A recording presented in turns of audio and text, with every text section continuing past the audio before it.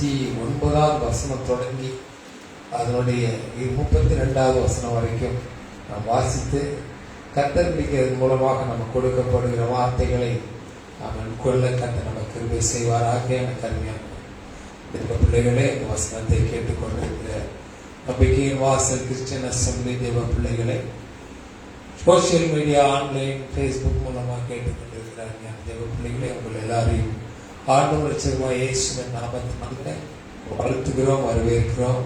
தேவன் தாமே நம்மோடு இருந்து நமக்கு சகாயம் இருந்து ஏற்ற வார்த்தைகள் வசனங்களை கொடுத்து நம்மை தேற்றுவாராக.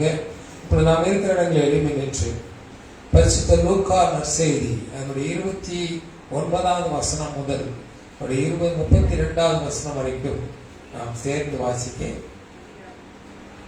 12ஆம் அதிகாரம் பரிசுத்த லூக்கா 12ஆம் அதிகாரத்தினுடைய 29 முதல் 32 வசனம் வரைக்கும் நாம் வாசித்து கர்த்தர் நமக்கு கொடுக்குகிற ஆவிக்குரிய மன்னாவை பெற்றுக்கொள்ள கர்த்தர் கிருபை செய்வாராக.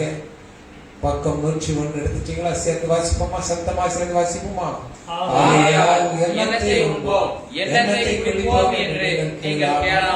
சந்தேகப்படாமலும் இருங்கள். நாடி தேடுகிறார்கள். இவைகள் உங்களுக்கு வேண்டியவைகள் என்று உங்கள் பிதாவானவர் அறிந்திருக்கிறார். தேவனுடைய ராஜ்யத்தையே தேடுங்கள், அப்பொழுது எல்லாம் உங்களுக்கு கொடுக்கப்படும். பயப்படாதே சிறுமந்தே, உங்களது ராஜ்யத்தை கொடுக்க உங்கள் பிதா பிரியமாய் இருக்கிறார். வாசிக்கலாமா? தேவனுடைய ராஜ்யத்தையே தேடுங்கள், அப்பொழுது எல்லாம் உங்களுக்கு கொடுக்கப்படும். அன்பின் பரலோக பிதாவே, நீர் கொடுத்திருக்கிற இந்த வசனத்துக்காக நன்றி செலுத்துகிறோம் கர்த்தாவே. இந்த வார்த்தை மூலமாக கர்த்தர் எங்களோடு எதை பேச விரும்புகிறீரோ நாங்கள் அதை கேட்டு ஏற்று அதன்படி நடக்க எங்களோ ஒருவரை பலப்படுத்துவீராக. என்னை மறைத்திலே வெளிப்படும். உங்க நாமம் மாத்திரம் மகிமைப்பட உதவிக்கார். இயேசு கிறிஸ்துவின் நாமத்திலே ஜெபிக்கிறோம். ஜெபம் கேளு பரலோக பிதாவே, ஆமென். அல்லேலூயா. இந்த வசனம் என்ன சொல்லுது? முதலாவது தேவனுடைய ராஜ்யத்தையே என்ன சொல்லுது? முதலாவது தேவனுடைய ராஜ்யத்தையே தேடுங்கள். ராஜ்யத்தையே பல வசனங்கள் சொல்லுவோம். அவருடைய ராஜ்யத்தை தேடுங்கள், அப்பொழுது வேளாண் கொடுக்கப்படும் அப்படின்னா லூக்கால் என்ன சொல்றார்? லூக்கா கொஞ்சம் விசேஷமான காரியங்களை வெளிப்படுத்துவார். மற்ற சுவிசேஷத்தை காட்டிலும் லூக்கா வாசித்தீங்கன்னா நிறைய காரியங்கள் கொஞ்சம் விசித்திரமா விசேஷமாக இருக்கும். அப்படிதான் இங்கே சொல்றாரு, தேவனுடைய ராஜ்யத்தையே தேடுங்கள், இவையெல்லாம் உங்களுக்கு கொடுக்கப்படும். அப்படின்னா என்ன அர்த்தம்? அவருடைய ராஜ்யத்தை மாத்திரம்தான் நம்ம என்ன ஒரு கிறிஸ்தவனா இருக்கிறவன், தேவனுடைய பிள்ளையா இருக்கிறவன், ஒரு விசுவாசியா இருக்கிறவன் நிச்சயமா தேவனுடைய ராஜ்யத்தை மாத்திரமே தேடணுமா, வேற எதுவும் நினைச்சு கூடாது, தேடக்கூடாது என்று சொல்லி தேவன் நமக்கு சொல்லுங்க. அடுத்த வசனம் சொல்றது பாருங்க, பயப்படாதே சிறுமந்தையே, உங்களுக்கு ராஜ்யத்தை கொடுக்க உங்கள் பிதா பிரியமாய் இருக்கிறார். அல்லேலூயா.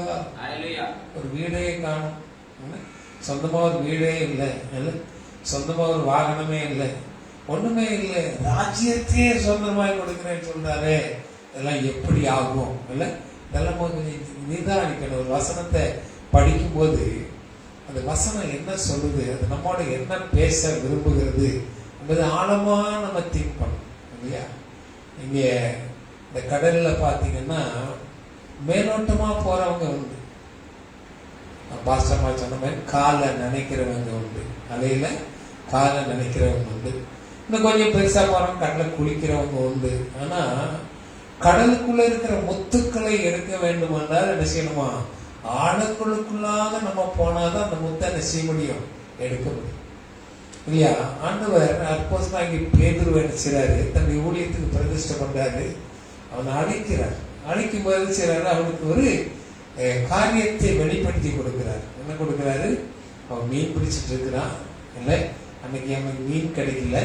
கடற்கரை ஓரத்துல தேவனாகிய கர்த்தர் நிற்கிறாரு, அவருடைய படகை யூஸ் பண்றாரு. இப்ப பகல் வேலை ஆயிடுச்சு, தண்ணியெல்லாம் ரொம்ப தெளிவா இருக்குவாங்க. அந்த மீன்களுக்கு வலை போட முடியாது, தூண்டில் போட முடியாது, அந்த மீன்கள் தெரியும், அதனால அந்த மீன்கள் சிக்காது. இப்ப அந்த பகல் வேளையில சூரியன் உதயமாயி அந்த பகல் வேளையில தேவன் மறுபடியுமாக பேதுருவிட்டு சொல்றாரு, நீ போய் உன் படகை தள்ளி கொண்டு வலது பலமா போடுங்கிறாரு.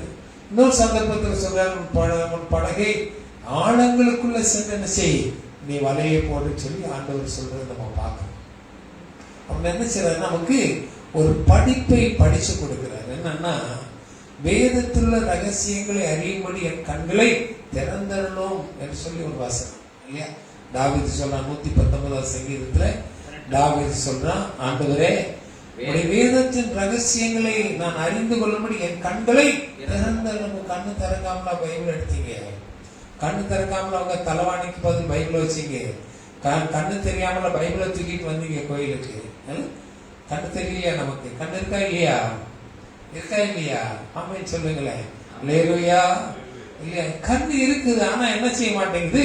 பார்வை இல்லை. கண்ணுல இல்ல, பார்வை இல்லை. இதுதான் ஆண்டவர் இன்னைக்கு நமக்கு வெளிப்படுத்தி கொடுக்கிற காரியம். என்னன்னா, கொரிந்தியர் அழகா சொல்றாரு, அவங்களுக்கு கண்ணிருந்து காணாது, காதிலிருந்து கேட்காது, ஆனா இவைகளோ தேவன் கல்விமான்களுக்கு சொல்லாதது, ஞானிகளுக்கு சொல்லாதது நமக்கு தெரியப்படுத்தபடி என்ன செய்தார்? தேவன் சித்தம் கொண்டிருக்கிறார். அல்லேலூயா.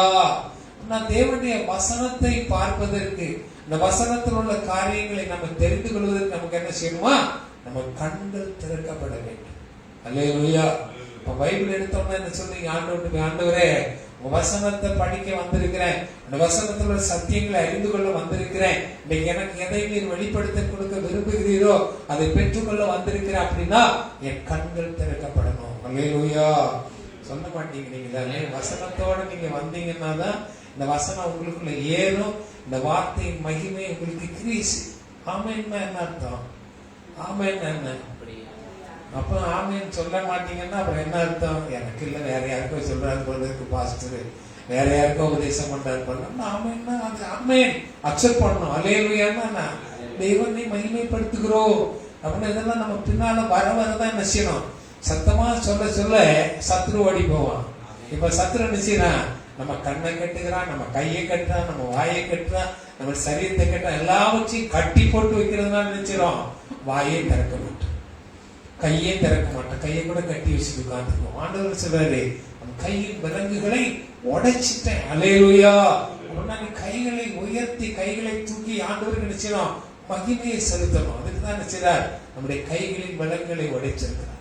இப்போ நம்ம கண்கள் என்ன செய்யணும்? பார்க்கணும். எதை பார்க்கணும்? தேவன் வேதத்துல நம்ம கொடுக்கிற ரகசியங்களை அதிசயங்களை நாம் பெற்றுக்கொள்ளும்படி நம்ம கண் என்ன செய்யணும்? தெளிவுள்ள கண்களாய், பார்வை உள்ள கண்களாய் அது இருக்கணும். இருந்தாதான் இந்த வசனத்துக்கு. இப்ப அடுத்த என்ன செய்யணும்னா, நம்முடைய கண்கள் ஆழங்களை ஆராய் என்ன செய்யும்? கடல்ல போய் சும்மா நீந்திட்டு இருந்தா நல்லா இருக்கா? கடல்ல போய் காலை நினைச்சா நல்லா இருக்கா? இல்ல கடற்கரையில போனா நாங்க சின்ன பிள்ளையா இருக்கும் போது இந்த கடல்ல இருந்து கடல் குச்சின்னு ஒண்ணு வரும். இப்ப நம்ம ஸ்லேட்ல பலகையில ஸ்லேட்ல எழுதுற நாட்கள்ல எங்க பாட்டிமார் என்ன செய்வோம்? கடல் கரை கூட்டு போவோம். கடல்ல போனோம்னா எதை தேடுவோம்? அந்த கடல் குச்சி எங்க இருக்கு எங்க இருக்குன்னு தேடி எடுத்துட்டு அதை வச்சு ஸ்லேட்ல எழுதுவோம். அது எழுதும். அது இந்த நம்ம பல்புக்கும் பதில், அதாவது என்ன சொல்லுவீங்க, அது எழுதுறதுக்கு பதில் இதை வச்சு நல்லா அழகா எழுதும். அப்ப அதை தேடி போவோம். இப்போ வசனத்தை நம்ம தேடி போனோம்னா, ராஜ்யத்தை தேடி போனா எதுக்கு ராஜ்யத்தை தேடி போறோம்? இன்னைக்கு நம்ம அரசாங்கம் என்ன செய்யுது? அரசாட்சியை பிடிச்சிடணும், இந்தியா தேசத்தை ஆளணும், உலகத்தை நான் ஆளணும், நான் பெரிய தலைவர் ஆயிடணும். நீ என்ன ஆகி என்ன பண்ண போற? எதையும் ஒன்னால பிடிக்க முடியலையே அப்படின்னு என்ன அர்த்தம்? அல்லேலூயா.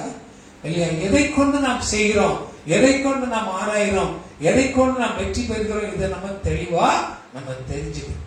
கிறிஸ்தவனாகி நமக்கு, தேவனை விசுவாசிக்கிற தேவ பிள்ளைகளாகி நமக்கு இது ஒரு தெளிவு நமக்கு வேணும். ஒரு வசனத்தை வாசித்தோம்னா ஆண்டவர் சொல்றாரு, வலது பக்கமா வலைய. ஆண்டோடைய வசனம் சொல்லுது, நீ முன்னால நடந்தாலும் பின்னால நடந்தாலும் வலது பக்கம் சாய்ந்தாலும் இடது பக்கம் சாய்ந்தாலும் ஒரு குரல் உனக்கிட்ட கேட்கும். அப்படின்னா அவர் சொன்ன பொய்யா சொன்னாரு? பொய் சொன்னாரா? உண்மை பொய் சொல்வதற்கு மனிதன் அல்ல, மனம் மாறுவதற்கு மனுபுத்திரனும் அல்ல. அது தேவனுடைய வார்த்தை. அப்படின்னா அவர் சொன்னதெல்லாம் உண்மை, அவர் நமக்கு எழுதி கொடுத்ததெல்லாம் உண்மை இல்லையா? இப்ப அவர் சொன்னதை நம்ம என்ன செய்யணும்? கேட்டு கீழ்ப்படுத்தி நடக்கும் போது தேவன் விரும்புகிற ஆசீர்வாதங்களை கர்த்தர் நமக்கு என்ன செய்வார்? கொடுப்பார் இல்லையா? நம்ம என்ன ஆசீர்வாதத்தை விரும்புறீங்க? நம்ம என்ன ஆசீர்வாதத்தை விரும்புறோம்? ஒரு கார் வாங்கினா அழிஞ்சு போகும், ஒரு தங்கம் வாங்கினா நம்ம கொண்டு போக முடியாது. கொண்டு போயிருவீங்களா? நிறைய தங்கத்தை சேர்த்து சேர்த்து சேர்த்து வச்சுட்டு ஒரு நாள் வாயை கொண்டு பரலோகத்துக்கு போற நேரத்துல இந்த தங்கமே எனக்கு வேணும்னு சொல்லி கொண்டு போக முடியுமா? யாராவது கொண்டு போயிருக்கீங்களா?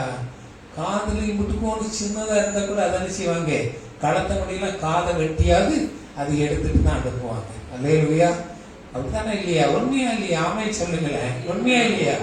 சத்தியத்தை தான் சொல்றேன். நம்ம அம்மாவா இருந்தாலும் சரி, நம்ம பொஞ்சாதியா இருந்தாலும், நம்ம பிள்ளையா இருந்தாலும், யாரா இருந்தாலும் என்ன செய்ய மாட்டோம்? ஒரு சின்ன குண்டுமணியை கூட கொண்டு போறதுக்கு நம்ம விட மாட்டோம். ஏன்னா அது மண்ணுக்கு மண்ணாய் போய் யாருக்கு பிரயோஜனம் இல்லை. இப்போ நீங்க இந்த மாயானம் இருக்குல்ல, என்ன மாயானம் அங்க போனீங்கன்னா, அங்க போன உடனே அந்த வழி அனுப்புறதுக்காக நிறைய ரூபாய் நோட்டு காசெல்லாம் போடுவாங்க. அந்த படத்தை வழி அனுப்புறாங்க என்ன கொடுத்து, நீ போய் அங்க போய் காப்பி குடிக்கிறதுக்கு போன பணம் இருக்காது, வெத்தில பார்க்க போனதுக்கு பணம் இருக்காதுன்னு சொல்லி பணம்லாம் கொடுப்பாங்க சொந்தக்காரங்க, அறியாத ஜனங்க. இவெல்லாம் என்ன செய்வான்? அந்த கிரிமினேஷன், அந்த எரிக்கிறதுக்கு முன்னாட, அந்த எரிக்கிறதுக்கு ஒரு ஊழியக்காரர் இருப்பான், என்ன செய்வான்? எல்லாத்தையும் எடுத்து அவன் ஜோப்பில் போட்டு ஒன்றும் இல்லாம தான் அங்க அனுப்புவான். அல்லேலூயா. அப்ப ஆண்டவர் சொல்றாரு, தேவனுடைய ராஜ்யத்தையே தேடுங்கள், தேவனுடைய ராஜ்யத்தையே தேடுங்கள் என்று சொல்றாரு. இன்னொரு வசனம் கூட இருப்பாருங்களேன், வாசித்து பாருங்க, வாசிப்போமா? இன்னொரு வசனம் அதுல இருக்குது, வாசிங்க. ஆமை 34வது வசனம் வாசிங்க. உங்கள் பொக்கிஷம் எங்கே இருக்கிறதோ, உங்கள் பொக்கிஷம் எங்கே இருக்கிறதோ அங்கே உங்கள் இருதயமும் இருக்கும். அங்கே உங்கள் இருதயம் இருக்கும். அல்லேலூயா. சொல்ல மாட்டீங்களே அல்லேலூயா. ஆமென். உங்கள் பொக்கிஷம் எங்கே இருக்கிறதோ அங்கே உங்களுடைய இருதயம் இருக்கும். அல்லேலூயா. இப்ப எதை நீங்க இன்னைக்கு பொக்கிஷமா பாக்குறீங்க? பொக்கிஷமா எதை பாக்குறீங்க? எதை கேட்கிறீங்க? எதை பாக்குறீங்க? பொக்கிஷமா எதை நம்ம பார்க்க கொஞ்சம் யோசனை பண்ணி பாருங்க. தங்கத்தை கேட்கவில்லை, வைரத்தை கேட்கவில்லை, உள்ளத்தை கேட்டாரையா. ஆட்சியை கேட்கவில்லை, அந்தஸ்தை கேட்கவில்லை, உள்ளத்தை கேட்டாரையா. நான் தேடி போகவில்லை, என்னை தேடி வந்தாரையா. நான் தேடி போகவில்லை, என்னை தேடி வந்தாரையா. என்னன் இயேசுவே, என்னன் இயேசுவே, என்னன் இயேசுவே, என்னன் இயேசுவே. இப்ப என்ன தேடி வரல? தங்கத்தை உண்டாக்குனது யாரு? வைரத்தை உண்டாக்குனது யாரு? வைடூரியத்தை உண்டாக்குனது யாரு? உங்களை உண்டாக்குனது யாரு? உங்களுக்குள்ள ஜீவனா இருக்கிறது யாரு? இல்லையா? அப்ப ஆண்டவர் சொல்றாரு, அதுக்கு முன்னாடி ஒரு வசனம் வாசிங்கள, நம்ம வாஸ்த வசனம் தான். ஆகையால் வாசிங்க 28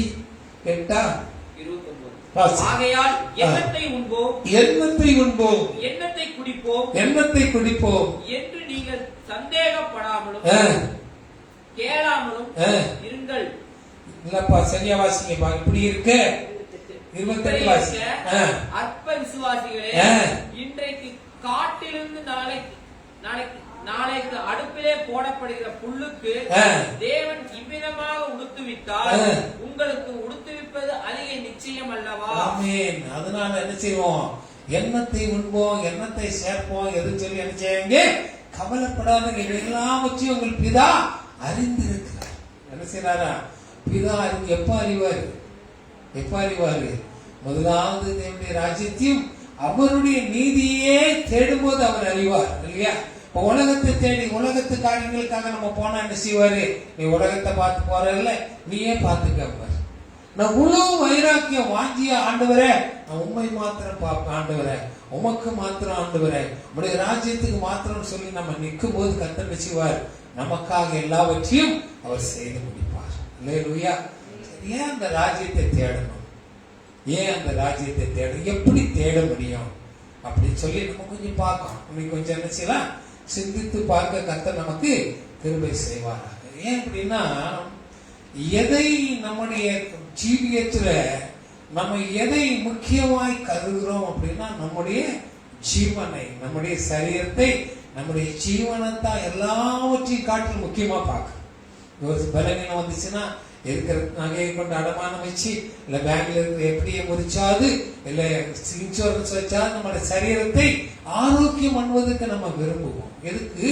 இந்த உலகத்துல இருக்கிற வாழ்க்கையில நான் சுகமாய் வாழணும், நான் நலமாய் வாழணும், மற்றவங்கிட்ட பிச்சை எடுக்க கூடாது, நல்ல முறையில நான் வாழணும்னு சொல்லி என்ன செய்வோம், நம்ம நினைக்கிறதுனால இந்த உலகத்துக்குரிய காரியங்களை நம்ம என்ன செய்யறோம், அதிகமாய் சிந்திக்க ஆரம்பிக்கிறோம். அதற்காக நம்முடைய காலங்களை நேரங்களை செலவிட நம்ம விரும்புகிறோம். ஆனா நல்லா கவனிச்சு பாத்தீங்கன்னா நம்முடைய ஆயுசு நாட்களை கர்த்தர் என்ன சொல்றாரு,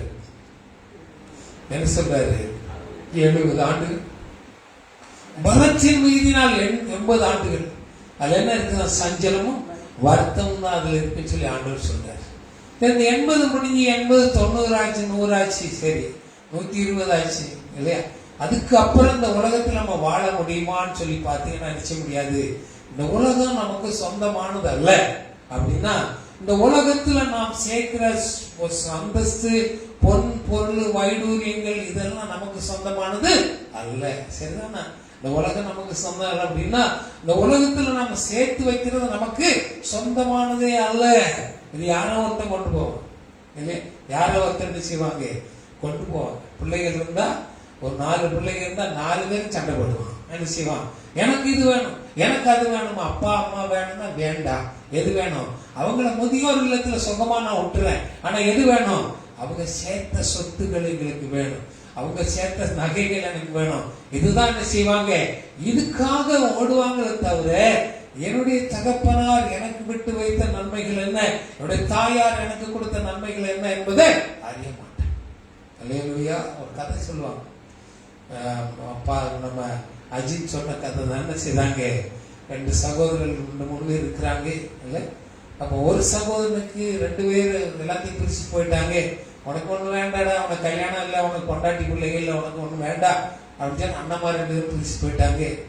ஆனா என்ன செய்யறாங்க, அப்பா அவங்ககிட்ட உடனே கொடுக்க சொன்னார், இது மாத்திரம் நீ வச்சுக்கோ அப்படின்னு சொல்லி அந்த வேதாகமத்தை கொடுத்துட்டு போறாங்க. பைபிளை திறந்து படிக்கிறான். கர்த்தர் இந்த வேதத்தின் மூலமாக அவனுக்கு உயர்வை கொடுக்கிறார் இல்ல.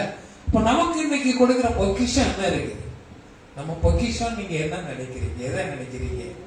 நம்ம எதை நினைக்கிறோம்? தேவன் நமக்கு கொடுத்த வேதம் தான் நமக்கு பொக்கிஷம் இல்ல. நான் உனக்கு போதித்து நீ நடக்க வேண்டிய வழியில உன்னை நடத்து. காலைதோறும் என்னுடைய கிருபைகள் புதிய கிருபைகள், அந்த கிருபைகளால நான் உன்னை நிரப்புவேன். நான் உன்னை விட்டு விலகுவதும் இல்லை, நான் உன்னை கைவிடுவதில்லை. துஷ்டன் என் முன் வழியாக கடந்து வருவது இல்லை. உன் முதுகு மேல ஏறி போனவன அவனை குனிய வச்சு அவன் முதுகுல உன்னை ஏறி போக நான் வைப்பேன். அல்லேலூயா. இது எங்க இருக்கு? எந்த ஜட்ஜ்மெண்ட்ல இருக்குது? இங்க ஜட்ஜ்மெண்ட்ல இருக்குது. ஏதாவது நீதிபதி இந்த மாதிரி தீர்ப்பு கொடுப்பாரா? ஆனா தேவன் நமக்கு கொடுக்கிற தீர்ப்பு, துன்மார்க்கன் உன் வழியாக நீ கடந்து வருவதில்லை இல்லையா? ஆண்டவர் இந்த தீர்ப்புகளை நமக்கு கொடுக்கும் போது, தேவ வார்த்தைகள் நமக்கு கொடுக்கும் போது, இதுதான் தேவனுடைய ராஜ்யமாக நம்ம என்ன செய்யணும், இதை ஏற்றுக்கொள்ளும். அல்லேலூயா. ஆண்டவர் சொல்றாரு, நான் உங்களுக்கு முன்னா போறேன். எங்க போறேன்? நான் உங்களுக்கு முன்பாக என்னுடைய ராஜ்யமாக பரலோகத்துக்கு போகிறேன். அங்க போய் நான் என்ன செய்யறேன், உங்களுக்கான வாசஸ்தலங்களை நான் உருவாக்குகிறேன். ஏற்ற சமயத்துல உங்களை கொண்டு போய் அந்த வாசஸ்தலத்துல உட்கார வைப்பேன். அல்லேலூயா. நம்புறீங்களா இல்லையா? ஒரு ஆமென் சொல்றீங்களா? அல்லேலூயா. நமக்கு ஒரு வாசஸ்தலத்தை நாங்க உண்டாக்குனார்னா அந்த வீடு எப்படிப்பட்ட வீடா இருக்கும்? அந்த வீடு எப்படிப்பட்ட வீடா இருக்கும்? எப்படிப்பட்ட வீடா இருக்கும் சொல்லுங்க கொஞ்சம். ஆண்டவர் சொல்றார், உன் நினைவுகள் என் நினைவுகள் அல்ல, உன் நினைவு கம்மியானது, என் நினைவு வானத்துக்கு பூமிக்கு எவ்வளவு உயரமா இருக்கு அவ்வளவு பெரியது என்னுடைய நினைவுகள் அப்படின்னு. இப்ப இன்னைக்கு நம்ம நினைக்கிறோம், எங்களுக்கு ஒரு சின்ன வீடை கொடுத்தீங்களா, நன்றி இயேசுவே, நன்றி ஆண்டவரேன்னு சொல்லி ஆண்டவர் நன்றி செலுத்துகிறோம். ஆனா இதே நாள்ல கர்த்தர் நமக்காக ஒரு வாசஸ்தலம், வீடு சொல்லல, என்ன சொல்றாரு, ஒரு வாசஸ்தலத்தை உங்களுக்காக நான் ஆயத்தம் பண்ணுகிறேன், அது ரெடியான உங்களை என்ன செய்வேன், அங்க கூட்டிட்டு போவேன்னு சொல்றாரு. அல்லேலூயா. இப்ப இந்த வாசஸ்தலத்துல இன்னைக்கு ஒரு வீடு நம்ம வாங்கணும்னா உடனே நம்ம என்ன செய்யறோம், அந்த வீட்டுக்கான காரியங்களை நம்ம செயல்படுத்த ஆரம்பிக்கிறோம். இந்த வீட்டுக்கான உடைமைகள் அங்க என்ன இருக்கணும், அந்த சிட்டிங் ரூம்ல என்ன வேணும், நல்ல சோஃபா வேணும், டைனிங் ரூம்ல டைனிங் ஹால்ல என்ன வேணும், பெட்ரூம்ல என்ன வேணும், இதெல்லாம் நம்ம ஆயத்தம் பண்ண ஆரம்பிக்கிறோம். இதெல்லாம் அனுபவிக்கும்படி நமக்கு என்ன வேணும், பேங்க்ல பணம் வேணும், இதெல்லாம் நம்ம ஆயத்தப்படுறோம். உண்மையா இல்லையா? உண்மைதானே? ஆனா ஒரு நாள் இந்த உலகத்திலிருந்து கண்களை மூடும்போது நாம் எதை கொண்டு போவோம்? நம்ம எதை கொண்டு போவோம்? நீங்க நல்ல வாங்கின கட்டில கொண்டு போவீங்களா, வாங்கின காரை கொண்டு போவீங்க, எதை கொண்டு போவீங்க? எதையுமே கொண்டு போக முடியாது. ஆனா கொண்டு போகக்கூடிய காரியங்கள் இருக்கு. நீங்க ஆண்டவர் உண்டாக்குன வாசஸ்தலங்கள்ல அங்கே நம் வாசம் பண்ணும்படி நாம் கொண்டு போக வேண்டிய சில காரியங்கள் உண்டு. அந்த காரியங்கள் என்ன செய்யணும்? நம்ம கொண்டு போகணும். அல்லேலூயா. ஒரு வசனம் உங்களுக்கு காமிச்சார், வாசிங்க. ஏசாயா 33ஆம் அதிகாரம் அதனுடைய 6வது வசனம் வாசிங்க. 33:6 வாசிங்க சீக்கிரமா.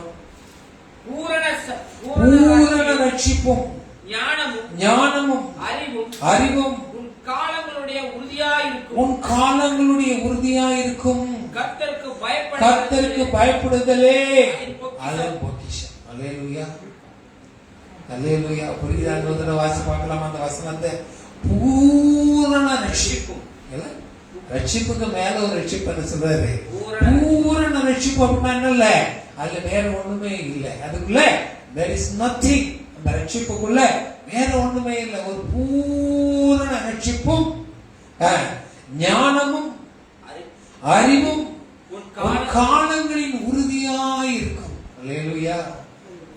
சிரிக்கி வாசிங்க. கர்த்தருக்கு பயப்படுதலே அது பொக்கிஷம். இந்த பொக்கிஷம் எங்க போகும்? இது ஏதாவது அந்த கவர்மெண்ட்ல சொல்லுவாங்க, அசைகிற சொத்து அசையாத சொத்து இல்லையா? அசைகிற சொத்துன்னா என்ன? ஒரு பில்டிங்கு, ஒரு இண்டஸ்ட்ரி எல்லாம் அசையாத சொத்து. ஒரு தங்கம் வெள்ளி எல்லாம் அசையாத சொத்து. பணமா வச்சிருந்தீங்கன்னா அசைகிற சொத்தும்பாங்க இல்லையா? இப்ப இங்க என்ன? அசையாத ராஜ்யத்தை சுதந்திரித்துக் கொள்ள போகிற நமக்கு அந்த ராஜ்யத்துல கொண்டு சேர்க்க வேண்டிய சில காரியங்களை கர்த்தர் இந்த உலகத்துக்குள்ள ரெடியாகும்படி அவர் விரும்புகிறார். அல்லேலூயா, அல்லேலூயா. முதலாவது என்னன்னு பாத்தீங்கன்னா ரட்சிப்பை சொல்றார். அந்த ரட்சிப்பு எப்படி இருக்கணுமா? பரிபூர்ணமான ரட்சிப்பு. எங்கே ரட்சிக்காது? குறைவு இல்லாத ரட்சிப்பு, அல்ல குற்றம் இல்லாத ரட்சிப்பு. ஆண்டவர் சொல்லுவார், தேவன் சொல்லுவாரு, நீ ஒரு பலி செலுத்துறீங்கன்னா என்ன செய்யணுமா? ஒரு ஆடை எடுத்துட்டு அந்த ஆடை என்ன செய்யணுமா? ஒரு குறை பழுதற்ற ஒரு ஆடு. இந்த ஆட்டுல என்ன இருக்கக்கூடாதான்? ஒரு காயம் இருக்கக்கூடாது, ஒரு குறை இருக்கக்கூடாது. அது கண்கள் சரியா இருக்கணும், அப்படியே மூக்கு சரியா இருக்கணும், அது கால்கள் சரியா இருக்கணும், அப்படி சரீரம் சரியா இருக்கணும். இப்படிப்பட்ட ஒன்றை தான் என்ன செய்யணும்? தேவனுக்கு பலி செலுத்த முடியும். அப்படின்னா ரட்சிப்பு போதாது. ஆண்டவர் சொல்றாரு, ரோமர் 12:9 வாசித்து பாருங்க. 12:9, ரோமர் 12:9.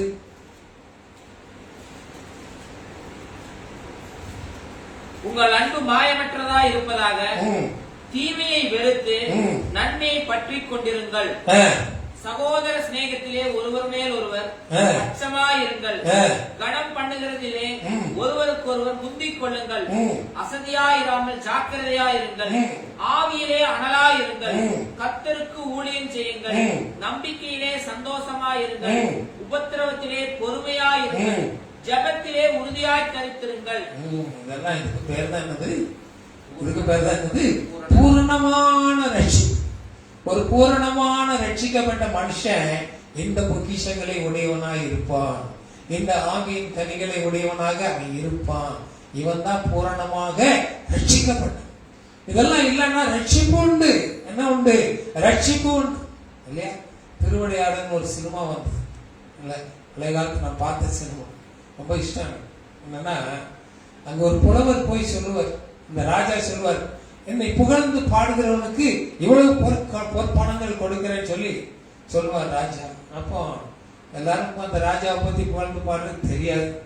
அதனால ஒரு இந்த காமெடி ஆக்டர் ஒருத்தர் நாகேஷ் சொல்லி இவருக்கு அந்த அந்த அந்த கடவுள் வந்து சொல்லுவாரா, நான் ஒரு கவிதை எழுதி கொடுக்கிறேன், நீ அதை போய் பாடு. இப்ப இவன் போய் அந்த கவிதை எடுத்துட்டு போய் அந்த ராஜாவுக்கு முன்னால பாடுவான், தப்பு தப்பா பாடுவான். உடனே அங்க இருந்த ஆஸ்தான அந்த அறிவாளி சொல்லுவாரு, நீ பாடின பாட்டுல குறைகள் இருக்குது அப்படி. இப்ப இவன் சொல்லுவான், குறைகள் இருந்தா பரவாயில்ல, குறைகளை மன்னிச்சு அதுக்குள்ளதை கழிச்சு மீதியை கொடு. அல்லேலூயா. என்ன சொல்லுவா? குறை இருந்தா பரவாயில்ல, கழிச்சிட்டு மீதியை கொடு. அல்லேலூயா. இந்த உலகத்தின் ரட்சிப்பு தேவன் விரும்புகிற ரட்சிப்பு அது இல்ல. தேவன் விரும்புகிற பரிபூர்ண ரட்சிப்பு. அதனுடைய பலன் என்ன இருக்கும்? கர்த்தருக்கு பயப்படுகிற பயம் ஞானத்தின் ஆரம்பம். அதனுடைய பலன் என்னவா இருக்கும்? அது பரிபூர்ண ரட்சிப்பை கொடுத்து அது தேவனுடைய ராஜ்யத்தில் நம்மை கொண்டு சேர்க்கக்கூடியதாயிருக்கும். அல்லேலூயா. முதல் என்ன செய்யணும்? ஃபர்ஸ்ட்ல என்ன செய்யணும்? கர்த்தருக்கு பயப்படுகிற பயம் நமக்கு வேணும். எந்த ஒரு காரியம் செய்தாலும், நீ ஆலயத்துக்கு போனாலும் சரி, எங்க இருந்தாலும் சரி, ஆண்டவரே உமக்கு பிரியமாயிருக்கிற கண்களுக்கு மறைவாக நான் இல்லை, உன்னை கண்களுக்கு மறைவாக நான் எங்கேயும் இல்லை, உடைய கண்கள் என்னை பார்த்து கொண்டே இருக்கிறது. அது மாத்திரமல்ல, உடைய கண்களாகிய அந்த 7 ஆவிகளும் என் மேல இருந்து உம்முடைய மகிமை வெளிப்படுத்தும்படி அவைகள் என்னை நிரப்பி கொண்டு இருக்கிறதாக இருக்குதுன்னு சொல்லி என்ன செய்யணும்? நம்ம நினைக்கணும். ஆனா கர்த்தருடைய எங்கும் யாரும் பார்க்கலன்னு இல்லை, கர்த்தருடைய கண்களும் பார்க்கும், சத்துருடைய கண்களும் பார்க்கும். என்ன சொல்றான்? கர்ச்சிக்கிற சிங்கம் போல யாரை விழுங்கலாமோ என்று சத்துரு என்ன செய்வான்? கங்கணம் கட்டிட்டு இருப்பான். அந்த கங்கணம் கட்டிட்டு இருக்கும்போது சிலர் என்ன செய்வான்? அதுக்குள்ள விழுந்துருவான், தெரியாது. ஒருவேளை ஆண்டவருடைய சத்தமா இருக்குதோ, ஆண்டவர் நமக்கு இந்த ஆசீர்வாதங்களை கொடுக்கிறாரோ, இதை கொடுக்கும்படி தூண்டுகிறாரோ என்று சொல்லி என்ன செய்வோம்? அந்த தவறுகளை நம்ம அறியாம என்ன செய்வோம்? செய்து விடுவோம். இது என்ன செய்து? இது ரட்சிப்பு இருந்தாலும், இது மன்னிப்பு கேட்டுக்கொண்டு ரட்சிப்பு இருந்தாலும், இந்த ரட்சிப்பு பரிபூர்ணமான ரட்சிப்பு என்று சொல்ல முடியாது. ஏன்னா என்ன சொல்ற இந்த வசனம்? அந்த ரட்சிப்பு என்னத்தை கொடுக்குது? ஞானத்தை கொடுக்குது. 2வது அறிவை கொடுக்குதான். 3வது உறுதியை கொடுக்குதான். 4வது கர்த்தருக்கு பயப்படுகிற பயத்தை கொடுக்குது. இந்த 4 உள்ள ரட்சிப்பு இல்லைன்னா அது அரகர ரட்சிப்பு தான். ஆண்டவர்கிட்ட போய் ஆண்டவரே இந்த குறைகளை மன்னிச்சு இந்த தப்புக்கு எனக்கு மீதியான ரட்சிப்பு எனக்கு கொடுன்னா ஆண்டவர் கொடுக்க முடியாது. இல்லையா? ஆண்டவர் என்ன சொல்றாரு? வெளிப்படுத்த சுவிசேஷத்துல 22 சொல்றாரு, அநியாயம் செய்யட்டும், அக்கிரமம் செய்யட்டும், பரிசுத்தமாகட்டும் என்று சொல்லி நினைச்சாரு. தேவனுடைய வசனம் அப்படின்னா நான் ரட்சிக்கப்பட்டுட்டேன் அப்படின்னாலும் பூரணமான ரட்சிப்புக்காக நம்ம என்ன செய்யணும்? தேவனுடைய சமூகத்துல காத்திருக்கணும். அந்த பொக்கிஷத்தை நாம் பெற்றுக்கொள்ள கர்த்தர் நமக்கு என்ன செய்வார்? விருப்பமுள்ள தேவனாய் இருக்கிறார். அந்த வசனம் வாசிங்க. மத்தேயு 19:21 வாசிங்க. மத்தேயு 19:21. அதற்கு இயேசு, நீ பூரண சற்குணராய் இருக்க பூரண ரட்சிப்புக்கு இன்னொரு பாடம்னு சொல்றாரு. நீ பூரண சற்குணராய் இருக்க விரும்பினால் போய் உனக்கு உண்டானது அந்த உலகத்தில் உள்ளது ஒன்னையும் நீ கொண்டு போக மாட்ட. ஆனால் உண்டான எல்லாவற்றையும் விற்று தரித்திரனுக்கு கொடு. ஆமென். இங்கதான் ஒரு பெரிய சிக்கல் வருது. தரித்திரன் யார்? இன்னைக்கு சிக்னல்லாம் போய் நின்னீங்கன்னா நிறைய குழந்தைகளை வச்சுட்டாங்கெல்லாம் பிச்சை எடுத்துட்டு இருக்கிறாங்க. இவங்கெல்லாம் உங்களை விடையும் பெரிய பணக்காரங்க, உங்களை விடையும் என்ன விடையும் பெரிய பணக்காரங்க. ஏன்னா இன்னைக்கு ரோட்ல போற 5 ரூபாய்லாம் கொடுக்குறது யாரு சுமாரா ஒரு 10 ரூபாய் கொடுப்பாங்க. ஒரு 10 பேருக்கு 10 ரூபாய் 100 ரூபாய் ஆச்சு.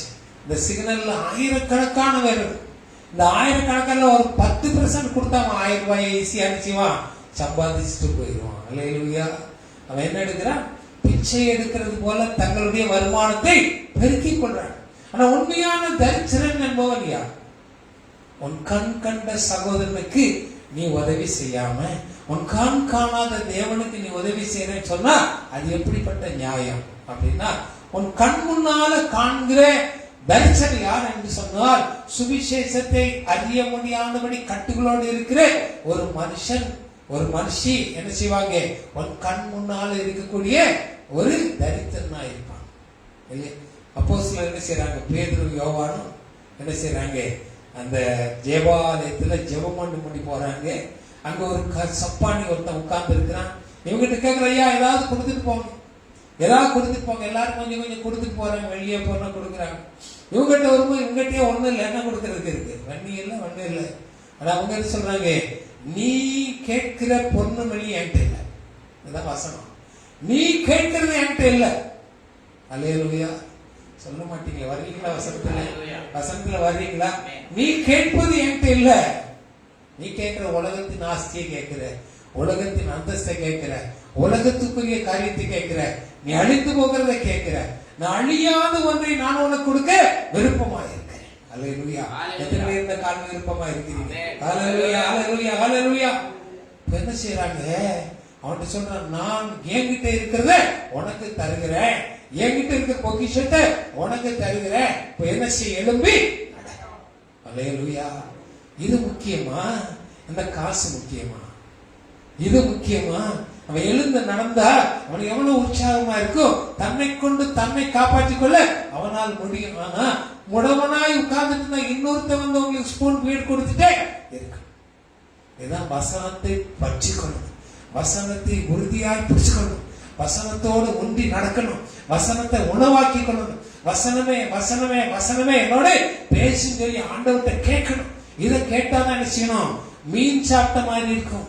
மீன் சாப்பிட்டதுக்கு என்ன, ஒரு நாள் சாப்பிட்டுக்கலாம். ஆனா மீன் பிடிச்சாதான் தினம் நினைச்ச முடியும், நம்ம சாப்பிடணும். அல்லேலூயா. மீன் பிடிக்க கற்றுக்கொள்ளணும். தேவனுடைய வசனங்களை பிடித்துக்கொள்ள, பொக்கிஷங்களை பிடித்துக்கொள்ள நம்ம என்ன செய்யணும்? கற்றுக்கொள்ளணும். அது இல்லாத பட்சத்தில் நம்ம என்ன செய்ய முடியாது? அதை பிடித்துக் கொள்ள முடியாது. அல்லேலூயா. வாசிங்க 2 கொரிந்தியர் 4ஆம் அதிகாரத்துல கொஞ்சம் வசனம் வாசித்து பார்க்கலாமா?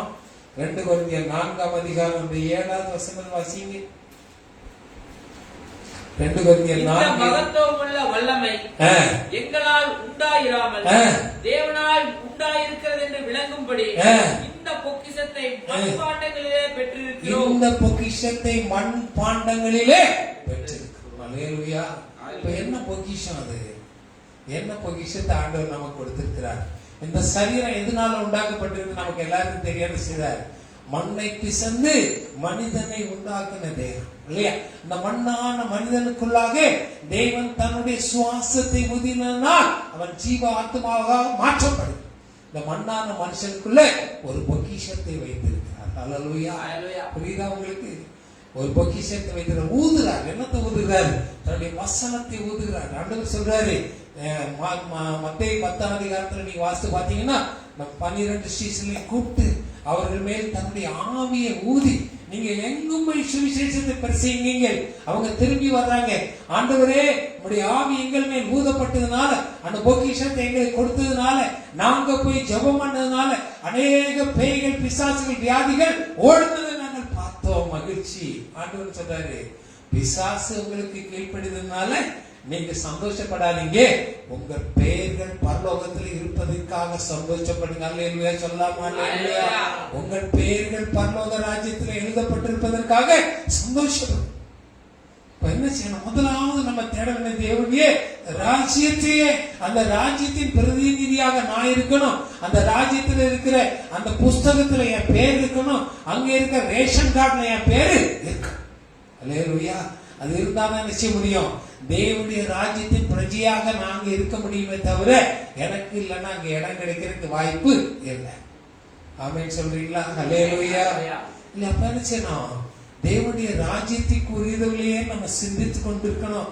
தேவனுடைய ராஜ்யத்தின் பொக்கிஷங்களை என்ன செய்யணும்? நம்ம அங்க கொண்டு சேர்க்கிறதுக்கு நம்ம என்ன செய்ய முயற்சிகளை நம்ம ஏறெடுக்கணும். அப்பதான் என்ன செய்ய முடியும்? அந்த ராஜ்யத்தில் நம்முடைய பொக்கிஷங்களை சேர்க்கணும். இல்லையா? ஒரு சின்ன காரியம் சொல்லி நான் நிறுத்துறேன். உங்களுக்கு தெரியும், நியாயாதிபதிகள் 7ஆம் அதிகாரம் 16 இருந்து 22 வரைக்கும் வாசித்து பார்த்தீங்கன்னா அங்க ஒரு காரியம், ஒரு வசனத்தை சீக்கிரம் வாசித்து பார்ப்போமா? வாசிங்க. நியாயாதிபதிகள் 7:16.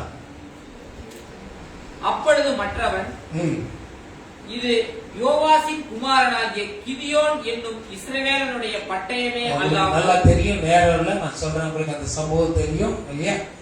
30,000 பேர் இஸ்ரவேல் ஜனங்கள் கூடி வர்றாங்க. கிதியோனுடைய சத்தத்தை கேட்டு மீதியான விரோதமா போகணும் அப்படின்னு சொல்லி ஆண்டவர் சொல்றாரு, இது ரொம்ப ஜாஸ்தி வேண்டாம். நாங்க 30 12,000 ஆயிடுச்சு, இதுவும் ஜாஸ்தி. இந்த 12,000 கொண்டு ஜெயித்தேன்னு சொல்லிடுவேன், வேண்டாம்.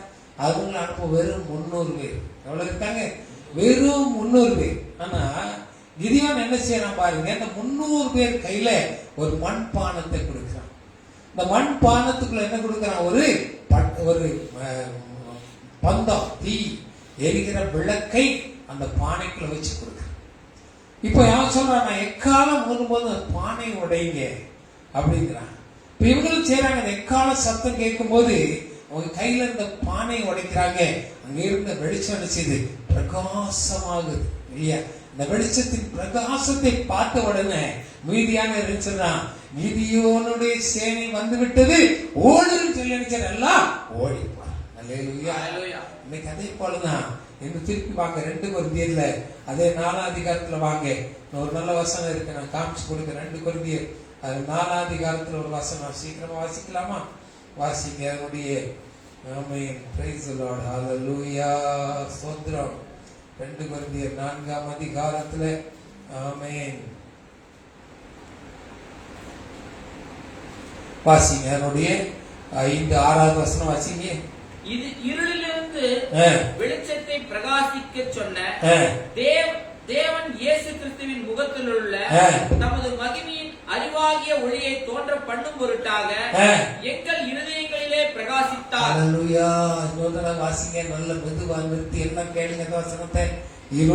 இருளில் இருந்த வெளிச்சத்தை நல்ல காமிங்க. இப்ப எங்க இருக்கு? அந்த மண் பானைக்குள்ள இருந்த வெளிச்சம். அந்த பானைக்குள்ள இருக்கிற வரைக்கும் அது என்ன செய்யல, வெளியே தெரியல, யாருக்குமே தெரியல. அந்த பானை இருக்கும்போது யாருக்கும் தெரியல. பாருங்க, சாலமோன் நாட்கள்ல ஒரே ஒரு யுத்தம். அதோனியா என்று சொல்லக்கூடிய சாலமோனுடைய சகோதரன், அவன் தான் ராஜாவாக வேண்டியவன். அவன் ராஜாவாக தள்ளி போட்டபடினால ஓடி போக எகிப்துல போய் எகிப்து ராஜாவுடைய கருணையை பெற்றுக்கொண்டு சாலமோனை எப்படியோ வீழ்த்தணும்னு சொல்லி ஒரு பெரிய சேனையோட சாலமோன்ட்ட வரான். சாலமோன் யுத்தம் செய்து பழக்கமே இல்லை. முதல் நாள் யுத்தத்தில் அநேகர் மடிந்து போனாங்க. சாலமோனும் கொஞ்சம் வீரர் மாத்திரம் மீதியா இருக்கு.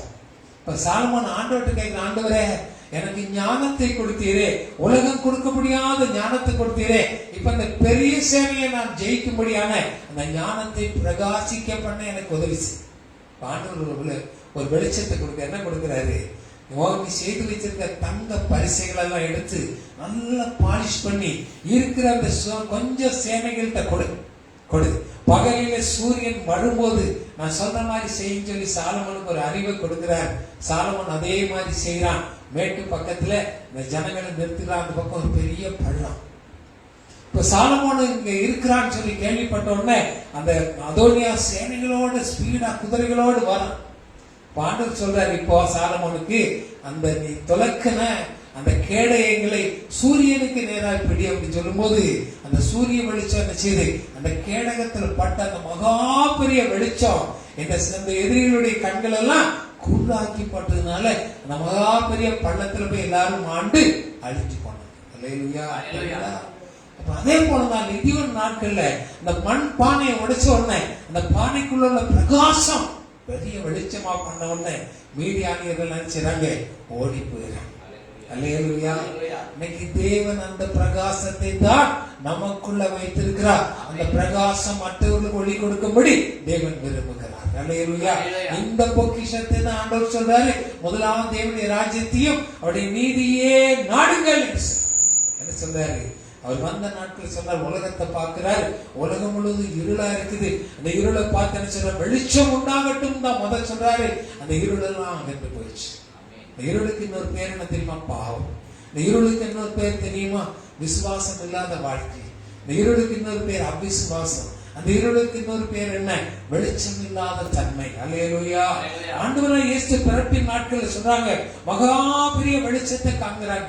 இருளில் இருந்த ஜனங்கள் பெரிய வெளிச்சத்துக்குள்ள நடத்தப்பட்டார்னு சொல்லி பார்க்கிறோம் இல்லையா? நீ புதிய பாட்டுல நம்ம வாழ்ந்து கொண்டிருக்க தேவ பிள்ளைகள் என்ன செய்யணும்? தெய்வம் கொடுக்கிற அந்த பொக்கிஷத்தை, அந்த அருமையான பொக்கிஷத்துக்காக நம்ம பிரயாசம் பண்ணணும், முயற்சி பண்ணணும். அந்த ஒளி நமக்குள்ள இருக்கிறதை மற்றவர்களுக்கு பிரகாசிக்க பண்ணும்போதுதான் ஆத்மா ஆதாயம் சில பணியை செய்ய முடியும். இந்த ஆத்மா ஆதாயம் பணிதான் நமக்கு பரலோகத்துல நமக்கான பொக்கிஷங்களை கொடுக்க முடியுமே தவிர நம்ம கிட்ட பொருளோ எதுவும் நமக்கு வர முடியாது. கடைசி ஒரு வசனத்தை வாசித்து பார்ப்போமா? யாக்கோபு 5ஆம் அதிகாரம் 3வது வசனம் வாசிங்க. யாக்கோபு 5:3 சீக்கிரமா. உங்கள் பொன்னும் வெள்ளியும் துருப்பிடித்தது, உங்கள் பொன்னும் வெள்ளியும் துருப்பிடித்தது, அவைகளில் உள்ள துரு உங்களுக்கு விரோதமாய் சாட்சியாக, அவைகளில் உள்ள துரு உங்களுக்கு விரோதமாக சாட்சியிடும், அக்கினியை போல உங்க மாம்சத்தை தின்னும். கடைசி நாட்களில் பொக்கிஷத்தை சேர்த்தீர்களே. அல்லேலூயா. இப்ப நம்ம சேர்க்க வேண்டிய பொக்கிஷம் என்ன? 10 கன்னிகளை ஞாபகம் வச்சுக்கொள்ளுங்க. 10 பேரும் தீவெட்டி வச்சிருந்தாங்க, 10 பேரும் ஆயத்தமா இருந்தாங்க. ஆனா 5 பேர்ட்ட என்ன இல்ல? எண்ணெய் இல்லாத தீவெட்டி, எரியாத தீவெட்டி. அதனால பிரகாசம் இல்லை, அதனால பயனுள்ள வாழ்க்கை இல்லை, கிறிஸ்தவ வாழ்க்கை இல்லை. கிறிஸ்துவுக்குள் வாழ்வதுதான் கிறிஸ்தவ வாழ்க்கை. அது பிரகாசம் உள்ள வாழ்க்கை. அந்த ஒளி யாராலும் அழிக்க முடியாத வெளிச்சமாக அது இருக்கும். அல்லேலூயா. அந்த பொக்கிஷத்தை தான் நம்ம செய்யணும், பெற்றுக்கொள்ளும்படி தேவன் விரும்புகிறார். அல்லேலூயா. அதுதான் தேவனுடைய ராஜ்யம், அதான் தேவனுடைய ராஜ்யத்தின் நீதி. அதை தேடும்போது கர்த்தர் செய்றாரு, இந்த உலகத்தில் உள்ள எல்லாம் நான் உனக்கு கொடுத்துருவேன், கவலைப்படாத, நீ என்னை மாத்திரம் தேடி வா, அந்த பொக்கிஷத்தை மாத்திரம் தேடி வா. கர்த்தர் நமக்கு அந்த பொக்கிஷத்தை கொடுக்க அவர் ஆயத்தமா இருக்கு. எல்லாம் அப்படி எழுப்பி நிற்போமா? ஹல்லேலூயா, ஹல்லேலூயா.